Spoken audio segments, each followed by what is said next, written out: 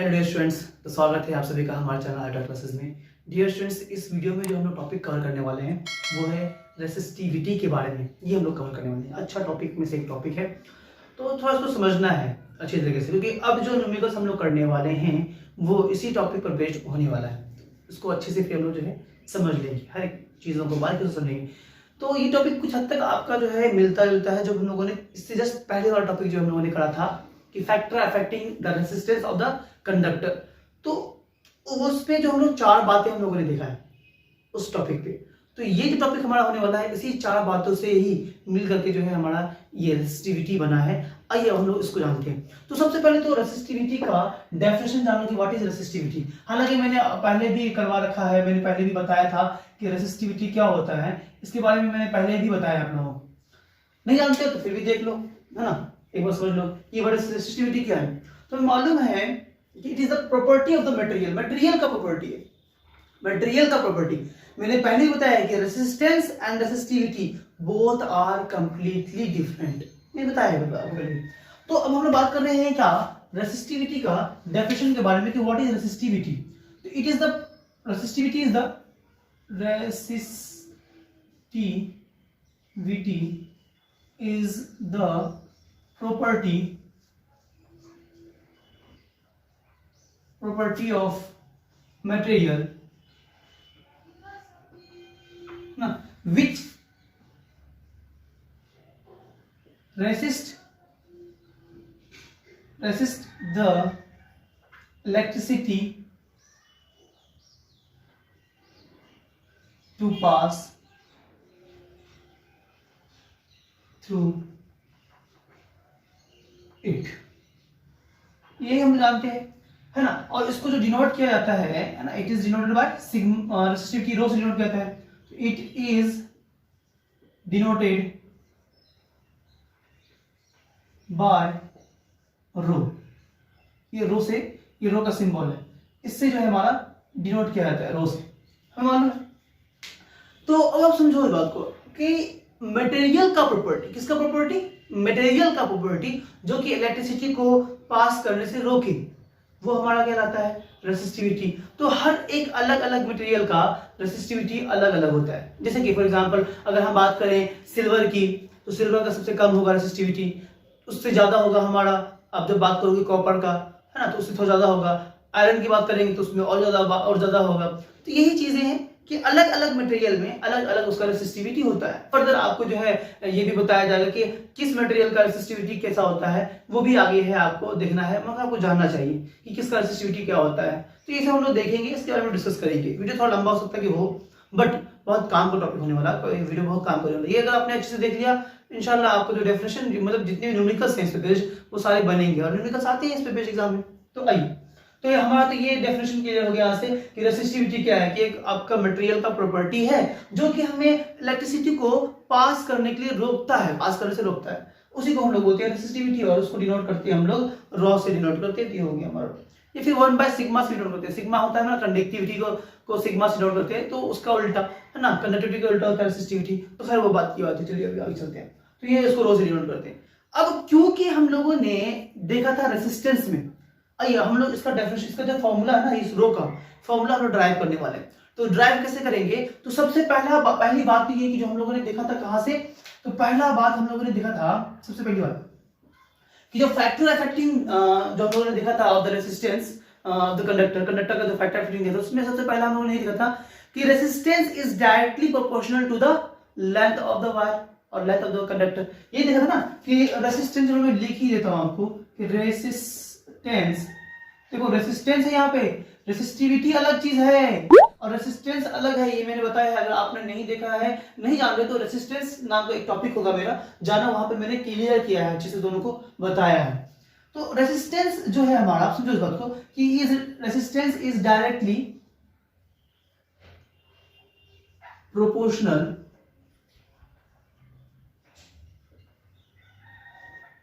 To the length of the conductor। हम लोग जानते हैं कि रेसिस्टेंस क्या होता है, जो आपका जो लेंथ होता है कंडक्टर का उस पर डायरेक्टली प्रोपोर्शनल होता है। मैंने पहले ही पढ़ा रखा है इसके बारे में कि लेंथ जितना लंबा होगा, लेंथ जितना बढ़ेगा हमारा, तो क्या होगा, रेजिस्टेंस हमारा उतना ज्यादा ही हमारा इंक्रीज होगा, बढ़ेगा। हम बात कर रहे हैं क्या, जब आपका सेम मटेरियल का, अभी हमारा जो कंडक्टर है वो सेम मटेरियल का, यानी कि अगर हम कॉपर की बात करें तो कॉपर की ही बात कर रहे हैं, तो अब क्या होगा कि जितने भी कॉपर के मटेरियल है सबका रेसिस्टिविटी तो सेम होगा, क्योंकि वो प्रॉपर्टी होगी हमारा। तो सपोज देखो आप समझो इस बात को, ये अगर हमारा लेंथ है, ठीक है ना, ये हमारा क्या है, ये वायर है अगर हमारा, और ये वायर कॉपर का है, सी कॉपर का वायर है हमारा, तो कॉपर का वायर में आपका जो रेसिस्टिविटी होता है ना, वो रेसिस्टिविटी उतना ही होगा जो उसका प्रॉपर्टी है रेसिस्टिविटी, तो वो इसका प्रॉपर्टी उतना ही रहेगा, चाहे वो वायर आपका बड़ा हो जाए या छोटा हो जाए, तो बट रेसिस्टिविटी उतना ही रहेगा। रेसिस्टिविटी पे कोई डिफरेंस, कोई अंतर नहीं पड़ेगा। अंतर किस पे पड़ेगा, रेसिस्टेंस पे पड़ेगा, कि जब अगर आपका यही वायर थोड़ा लंबा हो जाएगा तो रेसिस्टेंस आपका और बढ़ने लगेगा, और अगर ये वायर छोटा होगा तो रेजिस्टेंस आपका घटने लगेगा। तो ये हम लोगों ने देखा है, पहले भी करा है। अगर आपको अभी भी कंफ्यूजन है तो मैं आपको रिक्वेस्ट करूंगा, प्लीज आप मेरे पीछे के लेक्चर जाके देखो, देखना आपको पूरा जो है ना फंडा क्लियर हो जाएगा। आइए आगे चलते हैं। तो यानी कि इसको लोग ऐसे लिख सकते हैं कि resistance is directly proportional to, क्या है हमारा, लेंथ है ना, तो चलो लेंथ लिख दिया, ठीक है। इसको मैं क्वेश्चन 1 मान लेता हूँ, चलिए क्वेश्चन 1 हो गया हमारा। अब आइए अब आगे बात करते हैं। दूसरी बात क्या हम लोगों ने देखा था इसमें, एक और बात देखा है, वो ये देखा है कि जो रेसिस्टेंस जो है हमारा, resistance is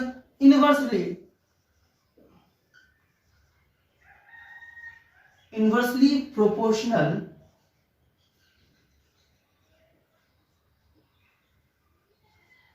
to the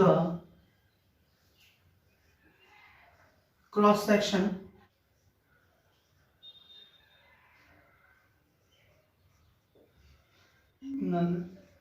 area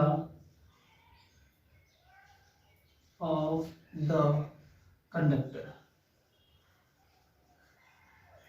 हम लोगों ने ये भी बात देखा है कि रेजिस्टेंस जो होता है हमारा वो इनवर्सली प्रोपोर्शनल होता है the cross sectional area of the conductor. Conductor का जो क्रॉस सेक्शनल एरिया बोलो तो ये जो हमारा कंडक्टर है, ये रहा हमारा कंडक्टर, यानी कि वो वायर है हमारा, तो ये वायर जितना मोटा होगा, जितना थिक होगा, यानी कि ये क्रॉस सेक्शनल एरिया हो गया।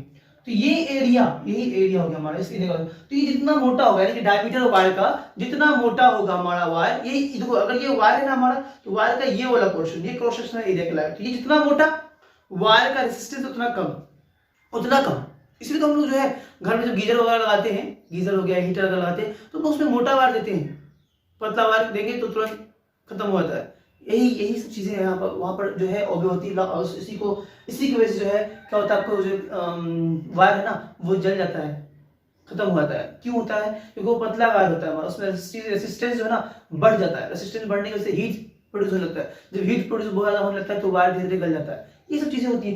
तो अब क्या है कि यहाँ पर जो आपका वायर है, तो वायर जितना मोटा होगा रेसिस्टेंस उतना कम होगा, यानी कि वो उसमें करंट उतना अच्छा दौड़ेगा, ठीक है। तो इसीलिए आइए, तो क्या बोल रहा है कि यहां से हमें एक बात और समझ में आई कि रेसिस्टेंस जो है वो inversely proportional by 1 by area, यानी कि एरिया का इनवर्सली प्रोपोर्शनल है। तो यानी कि ये इसको मैं इक्वेशन 2 मान रहा हूं। तो एक इक्वेशन 1 ये आ गया हमारा कि रेसिस्टेंस जो है डायरेक्टली प्रोपोर्शनल है लेंथ के। इक्वेशन 2 हमें ये समझ में आया कि रेसिस्टेंस जो है हमारा इनवर्सली प्रोपोर्शनल है क्रॉस सेक्शनल एरिया का। आइए अब इसके बाद हम लोग देखते हैं। तो अब जो है डियर स्टूडेंट्स, अगर हम 1 एंड 2, जो इक्वेशन 1 है हमारा और जो इक्वेशन 2 है, इन दोनों को अगर हम इक्वेट करें तो क्या मिलेगा हमें, देखते हैं कि क्या मिलता है। आइए, तो मैं यहाँ पर एक लाइन फिलहाल तो खींच दे रहा हूं ताकि ये लगे कि हाँ ये अलग अलग पार्ट है। तो from equation 1 and 2, from equation 1 and 2 से क्या मिल रहा है हमें, देखो तो इक्वेशन 2 है हमारा, ये 2 से देता हूं, ठीक है ना, ज्यादा अच्छा रहेगा। तो इक्वेशन 1 एंड 2 से क्या हमें मिल रहा है वो देखो तो। इक्वेशन 1 एंड 2 से मिल रहा है कि ये भी आपका r के डायरेक्टली प्रोपोर्शनल है, और ये भी हमारा जो है r जो है हमारा इसके इनवर्सली प्रोपोर्शनल है, यानी कि r इज इक्वल टू इतना, r जो है हमारा इसके बराबर है। तो क्या हो जाएगा हमारा यहाँ 1 एंड 2 से कि r जो है हमारा वो डायरेक्टली प्रोपोर्शनल हो जाएगा हमारा लेंथ के, और इनवर्सली प्रोपोर्शनल हो जाएगा हमारा क्रॉस सेक्शनल एरिया का। तो यही बात यहाँ लिख दिया कि R यानी कि resistance is directly proportional to the length and inversely proportional to the cross sectional area. इसको चाहो तो आप लैंग्वेज में लिख सकते हो। चलिए, तो अब यहां से हमें एक बात ये समझ में आई। अच्छा, ये अगर प्रोपोर्शनलिटी का साइन अगर मैं हटा दूं, इसको हटाऊं, तो हमें मालूम है कि जब भी हम लोग प्रोपोर्शनलिटी का साइन हटाते हैं तो क्या होता है कि एक कांस्टेंट टर्म डालते हैं। तो यहाँ पर वो कांस्टेंट क्या आएगा, अब बात होती है यहाँ पे वो कांस्टेंट क्या आएगा, आखिर क्या रीजन था यहाँ तक लाने का। देखो, हालांकि मैंने ये पहले ही बताया है, अभी भी मैं बताने वाला हूँ, देख लो। तो R इज इक्वल टू, अब मैं ये डायरेक्टली प्रोपोर्शनल जो है ना इसको मैं हटा रहा हूँ, तो अब देखो क्या आएगा हमारा कि R इज इक्वल टू, यहाँ पर जो कांस्टेंट आएगा वही हमारा रेसिस्टिविटी रो, यही तो कांस्टेंट हमारा आएगा by sorry into L by A। तो कांस्टेंट क्या आया हमारा, ये रॉ जो है हमारा, ये रेसिस्टिविटी, ये हमारा आया है कांस्टेंट। ये कांस्टेंट हो चुका है। अगर हम लोग वायर तो चेंज नहीं कर रहे ना, अगर यही वायर हम के बारे में बात कर रहे थे, वायर चेंज नहीं हुआ तो रेसिस्टिविटी तो चेंज नहीं होगा, तो रेसिस्टिविटी हर हाल में मेरा कांस्टेंट रहेगा। तो रेसिस्टिविटी अब हमारा क्या है, कांस्टेंट है। अब चाहो तो यहां पर लिख देना कि वेयर, अब साइड में लिख देना कि where R is equal to हो गया हमारा रेसिस्टेंस, ठीक है, और उसके बाद L जो है हमारा वो क्या हो गया हमारा, L हो गया हमारा लेंथ, ये रेसिस्टेंस ऑफ वायर कर दो, कंडक्टर कर दो, और ये हो गया हमारा लेंथ ऑफ वायर या कंडक्टर, बात एक ही है, ठीक है। और A हो गया हमारा क्रॉस सेक्शनल एरिया, है ना, cross sectional area of wire का क्रॉस सेक्शनल एरिया। और rho is equal to, rho क्या हमारा रेसिस्टिविटी, तो रेसिस्टिविटी है ना ऑफ वायर, है ना, जो कि मेरा कांस्टेंट होगा। तो यहां मैं लिखता हूं कि कांस्टेंट, क्या होगा, ये हमारा कांस्टेंट होगा।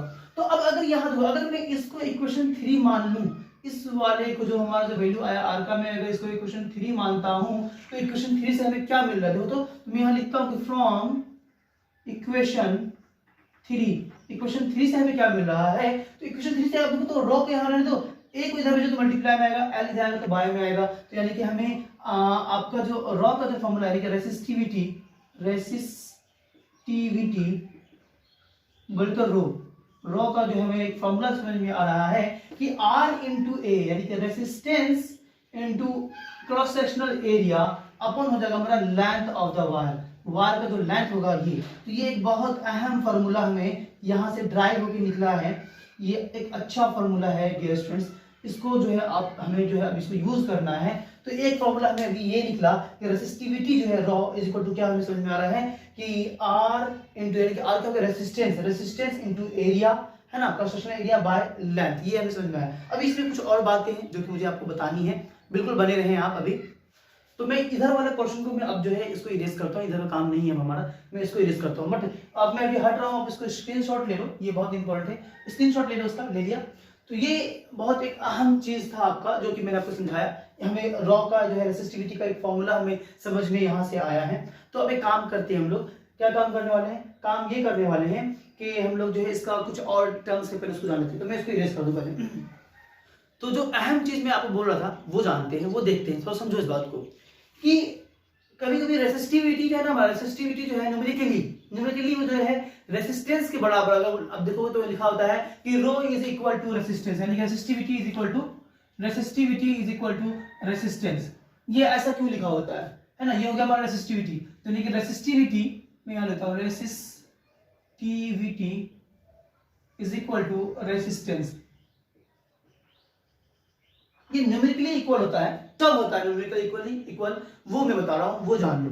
ये न्यूमेरिकली इक्वल तब होता है डियर स्टूडेंट्स, समझो इस बात को, कि जब आपका जो रेसिस्टिविटी, यानी कि जो समझो, यानी कि जो रेसिस्टिविटी का जो मेरा फॉर्मूला है, अगर आपका क्या हो जाए हमारा कि ये जो है एरिया, क्रॉस सेक्शनल एरिया भी हमारा 1 यूनिट में आ जाए, 1 हो, ठीक है ना, और एरिया तो हमारा ऐसा मीटर स्क्वायर में आ जाएगा, ऐसा यानी कि यूनिट स्क्वायर होगा हमारा, और अगर लेंथ भी हमारा क्या हो जाए 1 मीटर हो जाए, ठीक है। तो क्या होगा देखो, तो अगर मैं एरिया लेता हूं 1 metre square, suppose metre square में आपको जो भी लेना है, तो अगर मैं area is equal to 1 square unit, अब वो आपका कुछ भी सकता है, मीटर सेंटीमीटर वो अलग सी बात है, चलिए ये एरिया ले लिया, और मैं लेंथ ले रहा हूं एल, लेंथ में लेता हूं कि 1 मीटर, 1 यूनिट, 1 यूनिट का अगर मैं लेंथ ले लूं, यूनिट की जगह कुछ भी सकता है, मीटर सेंटीमीटर कुछ भी सकता है, तो 1 लेंथ आ गया मैंने 1 लिया है, 1 यूनिट लेंथ, और 1 स्क्वायर यूनिट जो है मैंने क्या लिया है, एरिया ले लिया है। तो अब देखो तो मेरा रो का जो फॉर्मूला होगा,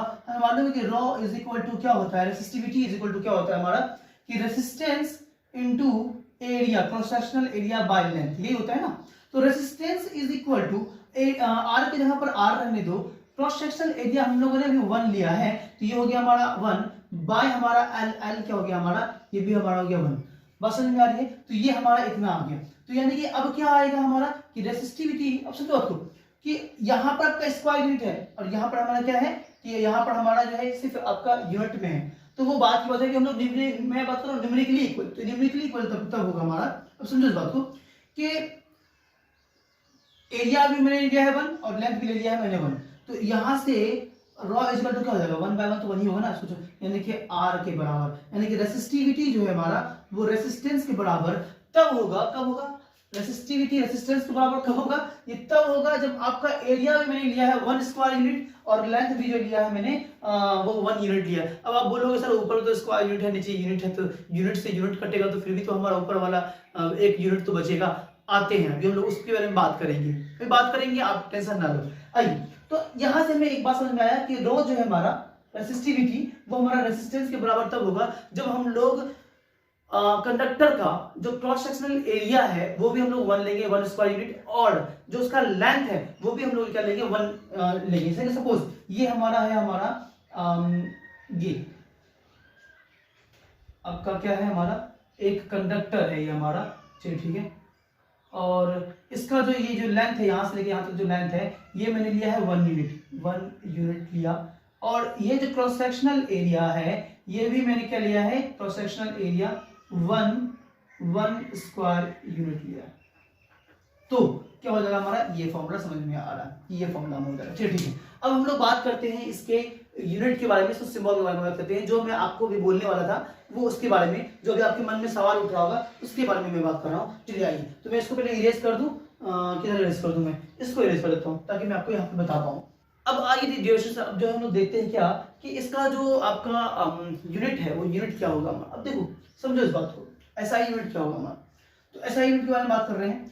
तो हमें मालूम है कि रॉ का जो फॉर्मूला है यानी रेसिस्टिविटी का जो फॉर्मूला है वो क्या है हमारा, कि resistance into cross sectional area upon क्या हो जाएगा हमारा, कि लेंथ, लेंथ हो गया हमारा, ये हो गया एल, लेंथ। तो अब देखो रॉ इज इक्वल टू, फिर हमें फर्दर क्या समझ में आएगा कि एक देखो रेसिस्टेंस को का जो यूनिट होता है हमारा वो क्या होता है, रेसिस्टेंस का ओम होता है। तो रेसिस्टेंस जगह पे मैंने डाला ओम, ठीक। क्रॉस सेक्शनल एरिया, एरिया अगर मैं मीटर में है ना, एरिया को मीटर में लेंगे, तो क्रॉस सेक्शनल एरिया अगर हमारा मीटर है, अगर यूनिट में मीटर लिया है तो क्या होगा, मीटर स्क्वायर होगा ना हमारा, तो मीटर स्क्वायर, क्योंकि स्क्वायर मीटर स्क्वायर है, मीटर स्क्वायर में होता है एरिया, तो मीटर पर डाल दिया।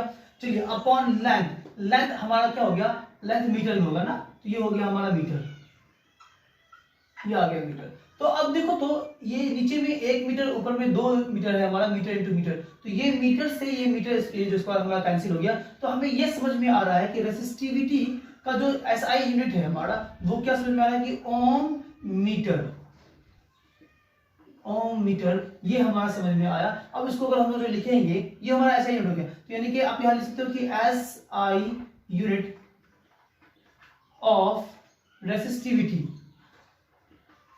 रेसिस्टिविटी इज इक्वल टू क्या हो रहा है हमारा, कि ओम, ओम मीटर,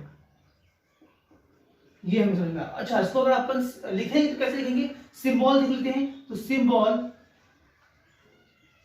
के ओम सिंबल लिख रहा हूं, ठीक है ना डियर स्टूडेंट्स। देखो तो ओम की जगह पर तो ओम डाल दिया, ओम यानी कि ओमेगा हमारा होता है, ओमेगा मीटर के लिए हो गया हमारा एम, तो ओमेगा एम, ये हमारा हो गया सिंबल। तो ये सिंबल आ गया आपका रेसिस्टिविटी का जो है हमारा सिंबल आ गया। तो ये ऑलमोस्ट हम लोगों ने सब कुछ देख लिया है इसमें, ये बात हमें समझ में आ गई है, क्लियर है यहाँ तक बात। अब मेरे ख्याल से आपको जो है यहाँ तक कोई प्रॉब्लम नहीं होना चाहिए। तो डियर स्टूडेंट्स, इसमें एक अहम बात था जो मैं आपको बताना चाह रहा था, वो जान लो कि रेसिस्टिविटी जो है दो, रेसिस्टेंस एंड रेसिस्टिविटी। मैंने अभी देख लिया, बात किया इसके बारे में। रेसिस्टेंस जो है वो लेंथ पर डिपेंड करता है, अगर लेंथ बढ़ेगा तो रेसिस्टेंस बढ़ेगा, और अगर क्रॉस सेक्शनल एरिया अगर बढ़ेगा तो रेसिस्टेंस हमारा क्या होगा, डिक्रीज होगा। इस पे डिपेंड करता है, टेम्परेचर पे भी डिपेंड करता है, ये हम लोगों ने देख लिया है पहले भी। बट अब हम लोग बात कर रहे हैं क्या, जो रेसिस्टिविटी जो है हमारा, वो रेसिस्टेंस की बात नहीं कर रहा हूं मैं, रेसिस्टिविटी की बात कर रहा हूं। रेसिस्टिविटी लेंथ पे डिपेंड नहीं करता, लेंथ बढ़े घटे उससे रेसिस्टिविटी को कोई फर्क नहीं पड़ता है, वो आपके पास उतना ही रहेगा। क्रॉस सेक्शनल एरिया वायर का वो बढ़े घटे उससे कोई लेना नहीं है, उससे कोई प्रॉब्लम नहीं है।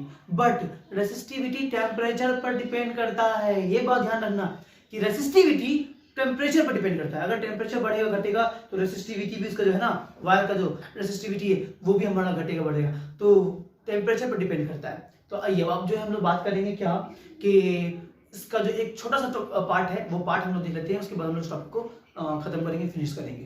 तो डियर स्टूडेंट्स, ये लास्ट है जो हम लोग करने वाले हैं, इसको थोड़ा सा जान लो, देख लो कि आपके बुक में भी ये होगा कि materials on the basis of resistivity, resistivity के बेस पर जो आपका मटेरियल्स हैं वो।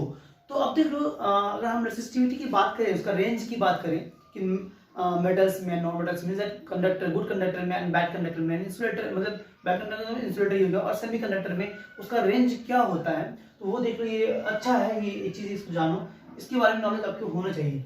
तो देखो मैंने लिख दिया कि मटेरियल जो हो गया हमारा रेसिस्टिविटी, रेसिस्टिविटी को रोसे डिनोट करते हैं। कंडक्टिविटी भी मैंने लिख दिया है, इसके बारे में जान लो, हालांकि मुझे सिर्फ रेसिस्टिविटी तक ही बताना था आपको, बट कंडक्टिविटी जान लो। जब अब रेसिस्टिविटी कर रहे हो तो कंडक्टिविटी जान लो। कंडक्टिविटी क्या होता है, रेसिस्टिविटी का जैसे उल्टा ही होता है, तो कंडक्टिविटी को सिग्मा से डिनोट करते हैं, 1/ρ कर दिया, उसका जैसे उल्टा। तो जो कंडक्टर है हमारा, गुड कंडक्टर की बात करें, जो कंडक्टर है हमारा, उसका जो रेसिस्टिविटी देखोगे तो वो -10⁻⁻2 से 10⁻8, यानी कि बहुत कम। देखो 10⁻8 तक चला गया, यानी कि बहुत ही कम रेसिस्टिविटी होता है। इसका जो यूनिट है वो हमें मालूम है कि ओम मीटर होता है हमारा, है ना। तो ये हो गया हमारा क्या, रेसिस्टिविटी का, किसका, कंडक्टर का रेसिस्टिविटी। अब हम लोग बात करेंगे कि सेमी कंडक्टर का रेसिस्टिविटी, सेमी कंडक्टर है हमारा, उसका रेसिस्टिविटी क्या होगा। तो उसका जो रेसिस्टिविटी जो लाया करता है ना आपका, वो 10⁻⁻5 से 10⁻6 ओम मीटर तक ये लाया करता है हमारा, यानी 10⁻5 से 10⁻6 तक जो है ये आपको लाया करता है। अब उसके बाद बात करें हम लोग इंसुलेटर, देखो इंसुलेटर तो काफी हाई होता है, इसकी अगर हम बात करें तो ये 10⁻10 से 10⁻19 ओम मीटर तक जो है हमारा, इसका जो रेसिस्टिविटी है ये हमारा लाया करता है, काफी हाई है, 10⁻19 तक चला गया, है ना। अगर उसी में बात करें हम लोग कंडक्टिविटी की, तो कंडक्टिविटी देख लो, कंडक्टिविटी क्या है हमारा, रेसिस्टिविटी का जस्ट उल्टा, तो जस्ट उल्टा कर दिया इसका। तो ये हमारा कहां से कहां तक लाया करता है कंडक्टिविटी, तो 10⁻2 से 10⁻8 तक जो है हमारा ये लाया करता है कंडक्टिविटी। अब अगर हम बात करें सेमी कंडक्टर के बारे में बात करें, तो वो हमारा जो लाया करता है वो 10⁻5 से 10⁻6 सीमन मीटर, इसको सीमन मीटर इनवर्स बोलते हैं हम लोग।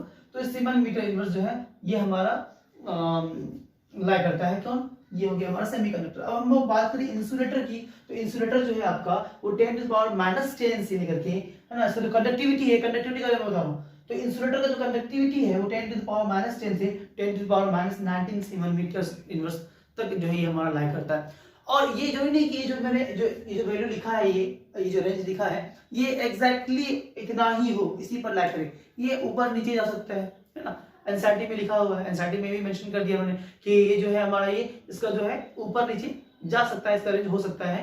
तो जरूरी नहीं कि ये फिर भी हमें एक नॉलेज होना चाहिए कि कहां से कहां तक जो है हमारा रेसिस्टिविटी लाया करता है, एक कंडक्टर का और एक इंसुलेटर का और सेमीकंडक्टर का कहां से कहां लाया करता है। तो ये आपको नॉलेज होना चाहिए कि ये मैं आपको बताना चाह रहा था। तो ये हमारा लास्ट था इस टॉपिक का।